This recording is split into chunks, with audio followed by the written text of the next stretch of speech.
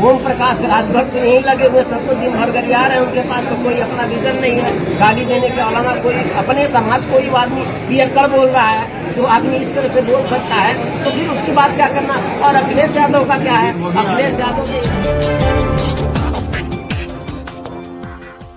समझ बीजेपी जीती है तो संविधान विरोधी ताकतें मजबूत हुई। आज बीजेपी में प्रधानमंत्री के जो आर्थिक सलाहकार है, आपने देखा उन्होंने संविधान बदलने की बात की। ये ऐसे नहीं कि कोई आकस्मिक घटना है, ये बुलवाया जा रहा है, केस किया जा रहा है आरएसएस और बीजेपी के द्वारा।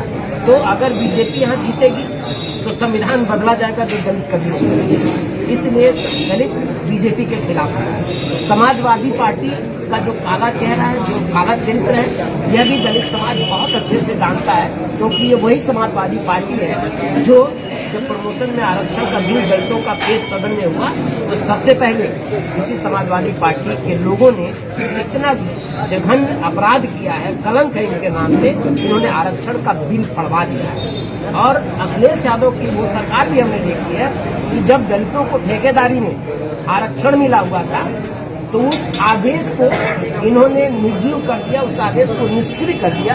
दलितों के इतने बड़े दुश्मन हैं और अभी भारतीय जनता पार्टी ने उस आदेश को भी निरस्त किया। संविधान की बात करें, संविधान में क्या करवाया जा रहा है?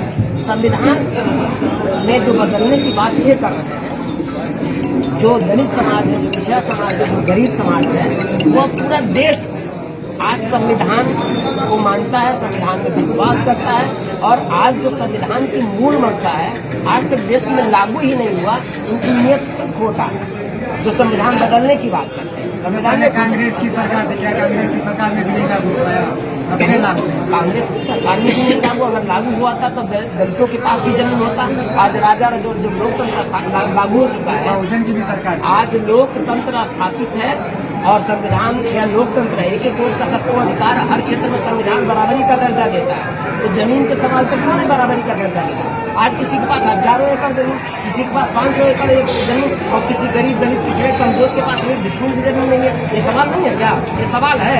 और मुद्दों पे अगर बहुजन समाज पार्टी ने काम नहीं किया तो बहुजन समाज पार्टी भी गुनाहगार है। समाजवादी पार्टी हो या बीजेपी हो, ये सब गुनाहगार है दलितों के। इसलिए दलित समाज अब अपनी ताकत, जो शोषित है, मजलूम है, पीस पार्टी, मांग समाज पार्टी और अम्बेडकर जो मोर्चा एक साथ लड़ करके एक मुद्दे पे हम लड़ेंगे। आप देख रहे हैं लगातार गरीबों का एजुकेशन किस तरह से छीना जा रहा है। आज शिक्षा इतनी मांगी की जा रही है कि गरीब का बच्चा अब स्कूल कॉलेज में पढ़ ही नहीं सकता।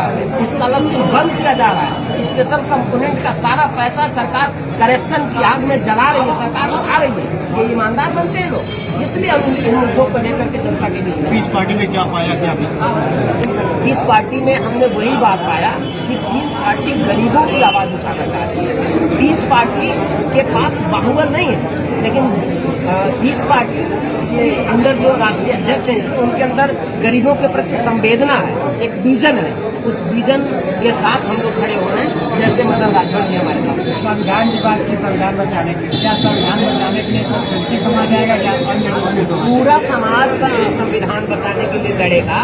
क्योंकि हर समाज में गरीब है, हर समाज में कमजोर है, हर समाज में मजबूर है। हम अधिकार की बात कर रहे हैं तो हर समाज के गरीब के अधिकार की बात कर रहे हैं। ओम प्रकाश राजभर नहीं आ रहे हैं, अपने यादव नहीं आ रहे हैं।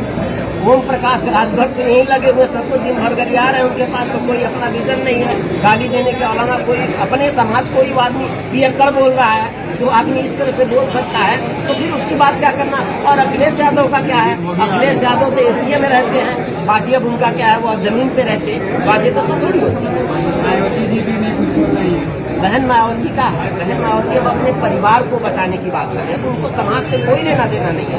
अब वो गरीबों के लिए कोई उनका काम नहीं है। अब वो पूंजीपति हो चुकी हैं, अब गरीबों के घर से उनका कोई मतलब नहीं है। जाति की पॉलिटिक्स बहुत लंबी नहीं चलेगी, मुद्दों की पॉलिटिक्स चलेगी। गरीबों के दर्द की बात आपको जन जरूरत के मुद्दों पे बात करना पड़ेगा, जो अब मुद्दे है ही नहीं लोगों के।